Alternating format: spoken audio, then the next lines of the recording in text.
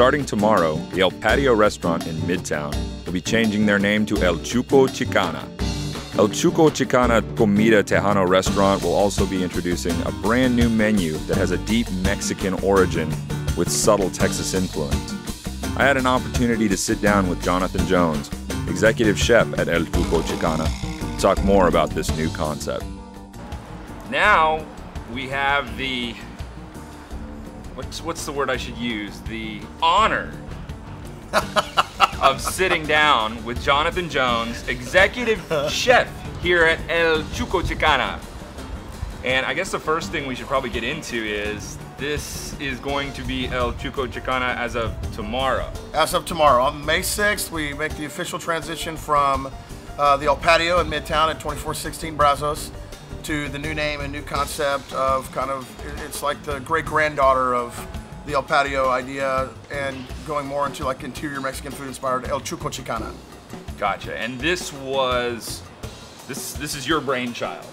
The concept? The concept is my brainchild. I would say it's more kind of my passion and my romance for the biculture that is shared between Texas and Mexico, because I grew up with much more interior Mexican food and interior Mexican food inspired foods and less Tex-Mex. So it's just food design is closer to my heart, and it's kind of how I want to honor how I grew up and how to honor like the close association between Texas and Mexico. Now, people in the Houston area know you pretty well from Beavers and you know, all your success as a chef. Echo in H-Town, baby. But for those that are watching who are not from Houston and this is their first time meeting you, give a little bit of your background here. Well, kind of grew up on the Gulf Coast in a place south called LaPorte, Texas. So, you know, redfish and oysters and boiled crawfish and that kind of stuff. And ended up here in Houston and helped design such restaurants as Max's Wine Dive, worked with the Cordua Group of Americas, helped with Beavers, of course. That became my big stepping stone into the limelight, I guess, doing foods that I know, Texas coastal food. And then now here with El Xuco Xicana and the El Patio family group. Excellent. And now you're rolling out the new, revamped, remodeled full menu tomorrow, right? Tomorrow. Today, right now we're getting geared up for Cinco de Mayo, which is our official kind of grand opening party. But the actual, you know, opening and name change and everything goes in tomorrow. Okay. Yeah, I may have to. So Viva Cinco de Mayo. Yeah, there's about. Get your asses here. How many cases are down there of beer? We got it in about 200 cases of Dos Equis, Tecate, and Tecate Light. We're only doing Mexican beers, Mexican food, and it's going to be a really good party. We got DJs, we got all kind of, you know, stuff coming out. We're in Midtown. It's no shortage of hot girls. That's true. Yeah, well, so it's going to be a good time. I may have to hijack a few of those. I got a case of limes. You know, I'm going to sit down with about half of that beer and sell the other 100 cases to the people. There you go. Now, one of the main reasons that we're here is because out of all of the different chefs in at least in the Houston market, you really have to have the chilies in the majority of the stuff you make. Yes, somebody once asked me, you know, what is the one thing in the kitchen you can't live without? And you know, there's always those answers like salt, water, you know, whatever. Of course, that's like saying I can't live without air. Right. But to me, it was chiles, and it's always been chiles, between fresh, dried, pickled, and any manipulation of those, because they're really complex and they lend such different delightful nuances from chili to the food. Everywhere from a very subtle heat to really complex like tobacco and licorice and wood flavors, all the way up to really just searing green heat or, you know, yellow heat in the form of like habaneros, and then of course you introducing me to the Chiloquia ghost chili. Yeah, my favorite. Burn him up. All right, and in front of us we have a few dishes. We couldn't, obviously, there's so many new dishes going on the menu, we couldn't cover them all. So we got into a few that are a little more chili inspired than some of the others. Tell us about the wangs. Well, the Del XX hot wangs, and of course we're in South Texas, so we call them wangs. Yeah, not wings, wangs. This is more what I call the comida tejano. This is, you know, made in H-Town, and what's very interior Mexican about this is the old school vinegar hot sauce that goes on the wings. The wings are actually, you know, in their makeup are very contemporary. But the hot sauce predates like Valentina and Cholula and all those vinegar hot sauces that you can go buy at, you know, Fiesta and the other Mexican markets. So it's based with one of my favorite chilies, which is this woody, earthy, searing hot chile called chile de árbol, which means little tree.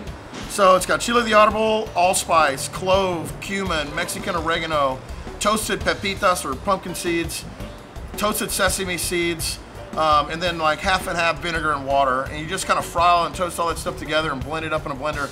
And you don't refrigerate, you just let it sit out, because the vinegar content and the fact that it's dried chilies, it's not going to go bad. It just gets better with time. And it's inspired, actually its origin is in Jalisco, Guadalajara, Jalisco. So we fry them naked, which means with no flour. I'm not actually in the nude. However, that can be arranged for a different fee privately. I don't know, that's painful grease burns there. We wear a metal cod piece. Oh, there you go. So fried naked without flour, tossed with this really hot sauce, and then finished with toasted sesame seeds, cilantro, and a local made queso fresco. Okay, excellent. Well, we're gonna get to that in a second. Let's talk about the others. This is the one I'm most excited about because he said this is the spiciest one on the menu. This is the spiciest one. And I'm all about the heat, so we'll tear that up. But then we've also got fish tacos. Fish tacos, Yucatan inspired. They're called Tikin Chic, spelled T-I-K-I-N-X-I-C. And this is like a Mayan preparation. Tikin Chic refers to dry roasted in banana leaf.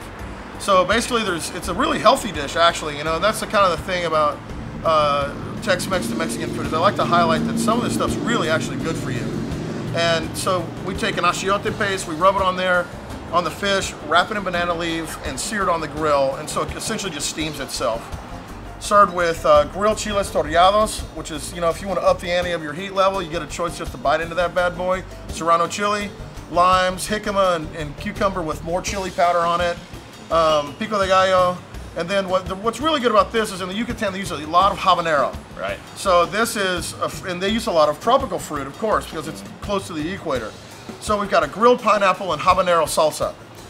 And it's got a little bit of kick to it as well. That sounds good.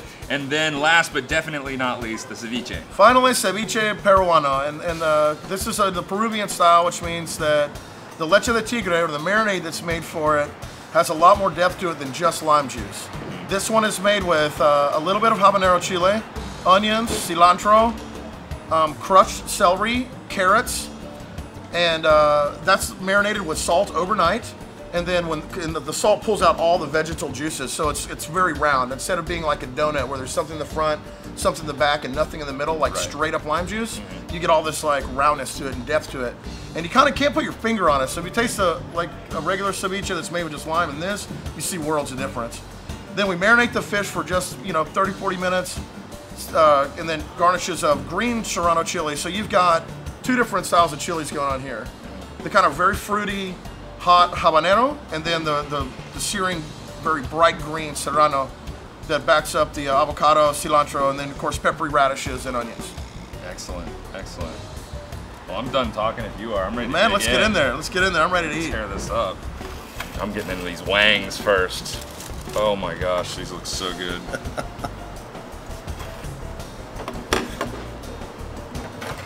Here, I'm just gonna get here and make you a taco too, because you're busy. I just love this great color, this bright red color that this achiote paste puts on this fish too. Those big fat flakes of white fish. What I love the most about these wangs is normally when you go and get buffalo wings at a wing place, it's a real basic, almost too runny type sauce, just enough to make it stick.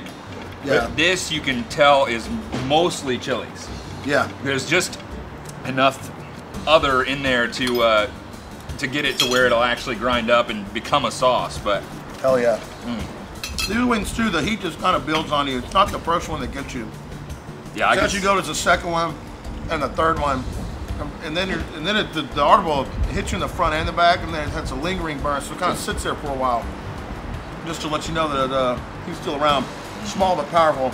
You get that great pineapple flavor on the front end from the habanero salsa, and then you get that complexity with all the flavors of the achiote. Oh yeah, oh like man. The baking spice and Yes. the citrus and yeah, man. Yeah, and that fish, it just complements it perfectly. And then, of course, gotta build up the heat. One thing I will definitely tell you is if your chef is a big man, then normally your food's gonna be damn good because he's eating his own cooking all the time. Just something special about that green heat of serranos and jalapenos. Oh yeah, oh yeah, especially and fresh. So many Mexican restaurants use pickled jalapenos and they just kill it. We make them. We do the escabeche, you know, with the carrots and the oregano and the garlic and the whole big piece of onions with jalapenos. But they're served as a side condiment, you know. Yeah. I don't really put them in a lot of things.